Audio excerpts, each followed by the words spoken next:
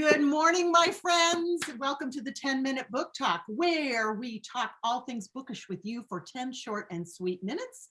My fellow hostesses with the mostesses today are the fabulous and amazing and delightful Rachel Linden, who looks really good despite the fact that she has a new puppy and has probably been, cleaning up things. And we also, today we have Julie Cantrell is joining us. Normally we have Katherine Reay, but she's involved in a big project, so Julie has been gracious enough to step in and be a fill-in host, and we're delighted. So thanks for doing that, Julie. But today, I got to tell you, is an exciting day for me. I have been looking forward to this interview for so long because we have the delightful, the charming, the witty, the woman with the best accent in publishing, Jane, to talk about her new book, Sister Stardust.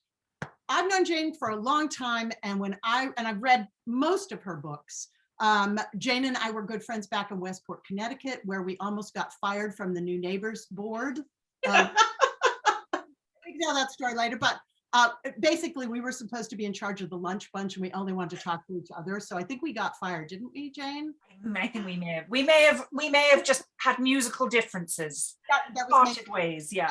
But anyway, Jane's new book is, I've been telling everybody I know about it, but Jane, tell us about your wonderful, wonderful, wonderful, delightful book, Sister Stardust. So it is my first foray into biographical fiction. And by the way, thank you, Marie, for such gorgeous words.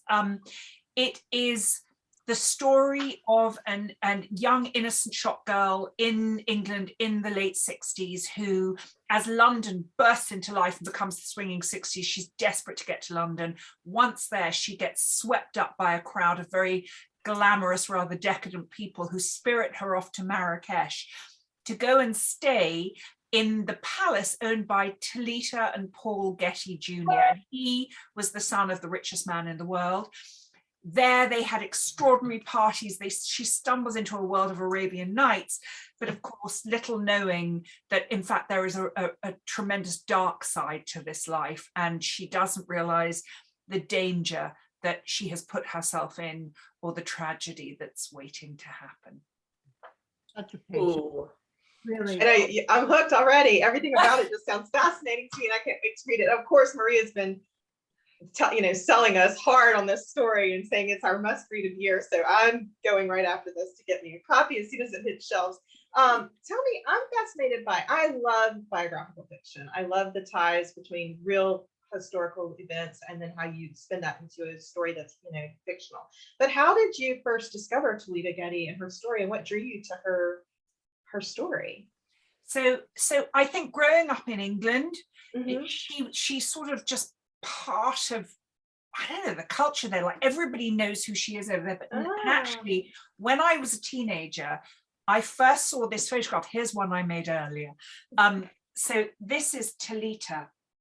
And this is a photograph that I saw when I was a teenager. And there was something about that photograph, the beauty of her caftan, her own beauty, the mosque in the background, the rooftop in Marrakesh, that I just wanted to know more, but I could never find anything out. So I've spent my adult life wondering about her. And when my editor said to me, have you ever thought about writing historical fiction? I suddenly thought, well, if this counts, this is the one story that I would love to tell, even though I didn't know what the story was. I just knew that I wanted to do a deep dive.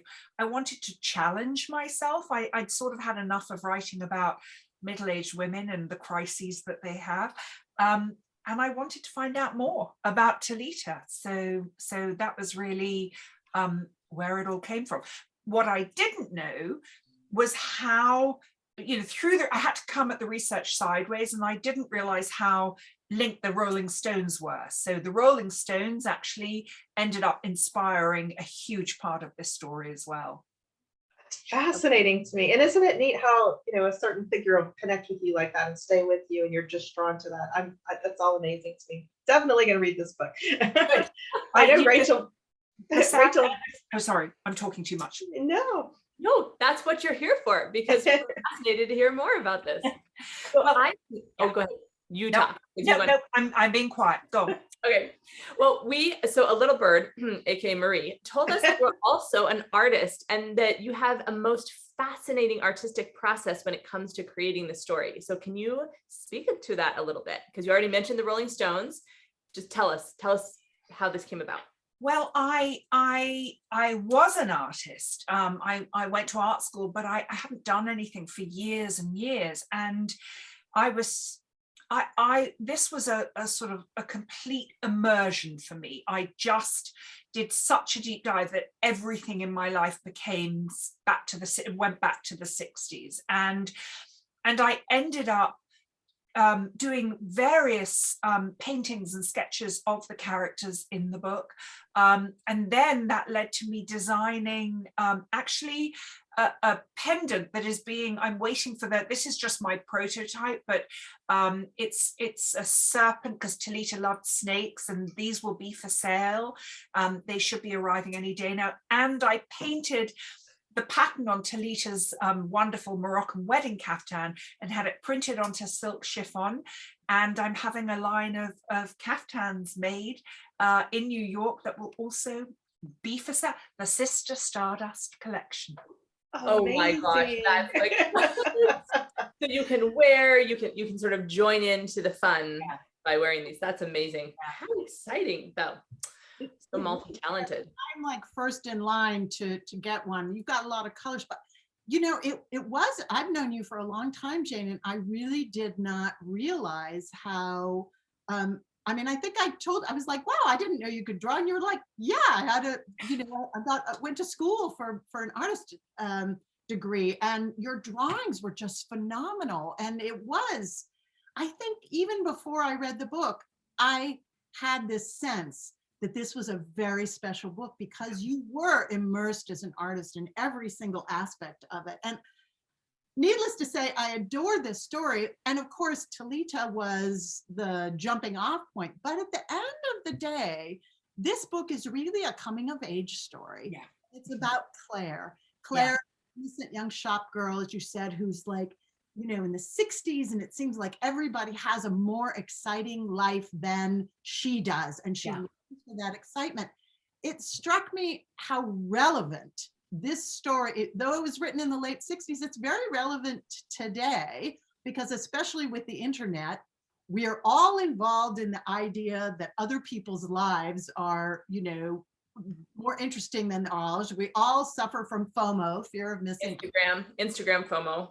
Talk a little bit about, you know, about some of that. I mean, was that much in your thought when you were writing? Just tell us more. I'm curious what you have to say. Actually, it wasn't something I thought about while I was writing, but it is something that I think about all the time now, because I you know, we've all suffered through the last couple of years. It's been really hard for many of us.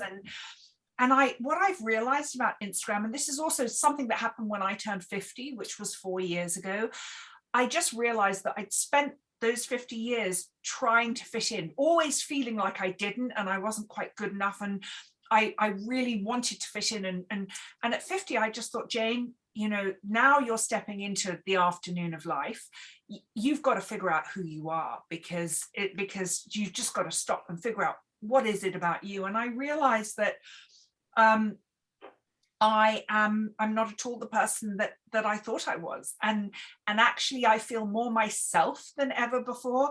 And I'm also completely committed to authenticity, which I kind of always have been. Like, I've always been very honest, but Instagram, I think we've come around to craving authenticity. I think we're all slightly fed up of seeing everybody's perfect lives. And so whilst I am aware that I'm curating a feed and I'm posting beautiful photographs, and my life can look very glamorous, and I can look very glamorous at times, not first thing in the morning, but I'm also very cognizant of speaking more and telling people this isn't real, and also posting things that are real and saying, you know, what we make so many assumptions from the curated photographs, but it's never the whole story. And actually, you cannot ever assume that people's lives are wonderful just because that's what you're seeing. And often people are either choosing not to share, or they're struggling so much, they're just trying to get to the other side before they can send things. So I've been thinking about this a lot and posting about it a lot recently. Well, I think, sometimes we don't know what the book's about till we're done writing it. Yeah. And I really think those themes came through so strongly in this book. And oh, my friends, this is just a tremendous story. If you didn't live through the swinging 60s, you will find it interesting. If you did, you will find it interesting. It is a page turner for sure.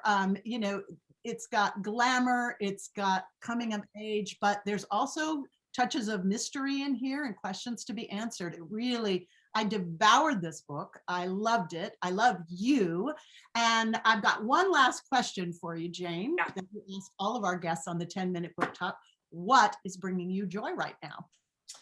I might cry, because actually it's the kindness of people that just I've had a really hard year, and actually I'm just kind of so moved by people's kindness in bringing this book out, and people who have kind of reached out and offered things, and just, for as scary and dark as the world can sometimes feel, there is just so much good.